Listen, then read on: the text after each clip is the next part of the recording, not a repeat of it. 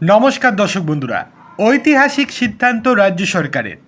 এতদিন যে সিদ্ধান্ত কোনো রাজ্য সরকার নেয়নি, এবার সেটাই করে দেখালো আমাদের রাজ্য সরকার। হাসপাতাল চত্বরে নেশাজাতীয় দ্রব্যের বিক্রি এবং ব্যবহার রুখতে কড়া পদক্ষেপের পথে রাজ্য সরকার। হাসপাতালের 100 গজের মধ্যে বিড়ি, গুটখা, পান বা মদের দোকানের অনুমতি দেয়া হবে না বলে সাফ জানিয়ে দিলেন স্বাস্থ্যমন্ত্রী শারদত্ত মুখোপাধ্যায়। বিদ্যমান আইন কঠোরভাবে কার্যকর করে এই নিয়ম বাস্তবায়ন করা হবে।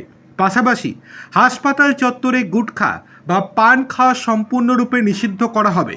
স্বাস্থ্যমন্ত্রী আরও জানান, হাসপাতালের অন্তর্বিভাগে ভর্তি রোগীদের মোবাইল ফোন ব্যবহারও বিধিনিষেধ আনা হচ্ছে। শুধুমাত্র চিকিৎসক ও স্বাস্থ্য পরিষেবার স্বার্থে প্রয়োজন হলে স্বাস্থ্যকর্মী এবং নার্সরা মোবাইল ব্যবহার করতে পারবেন। বিশেষ করে মহিলা রোগীদের গোপনীয়তা এবং শালীনতা বজায় রাখতে আইপিডিতে ছবি তোলা বা ভিডিও রেকর্ডিং রোধ করতেই এই সিদ্ধান্ত নেওয়া হয়েছে। সম্প্রতি 3 দিনের পূর্ব মেদিনীপুর সফরে জেলার একাধিক হাসপাতালে ঘুরে দেখেন স্বাস্থ্যমন্ত্রী।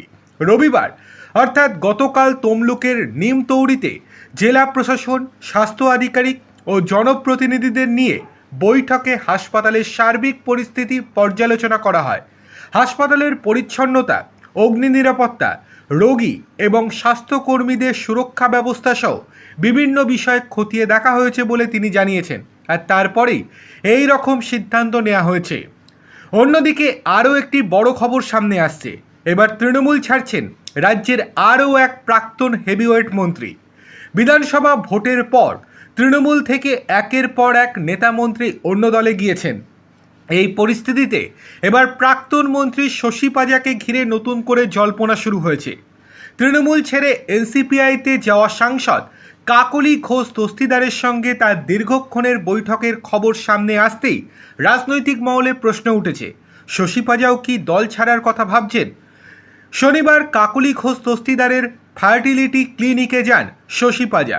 কাকলি এখন এনসিপিআইয়ের সাংসদ। আগে দুজনেই তৃণমূলে ছিলেন, তাই এই সাক্ষাৎ ঘিরে রাজনৈতিক মহলে আলোচনা শুরু হয়েছে। অন্যদিকে শশী পাজার অনুগামীরা জানাচ্ছেন, দিদি আর চাইছেন না মমতা বন্দ্যোপাধ্যায়ের সঙ্গে থাকতে, কেননা দলটা পুরোটাই দুর্নীতিগ্রস্ত। সেই জন্যই তিনি চাইছেন কাকলি ঘোষ দস্তিদারের সঙ্গে আলোচনা করে এনসিপিআইতে যোগ দিতে। দেখার বিষয় এই যে কবে আনুষ্ঠানিকভাবে তিনি যোগ দেন।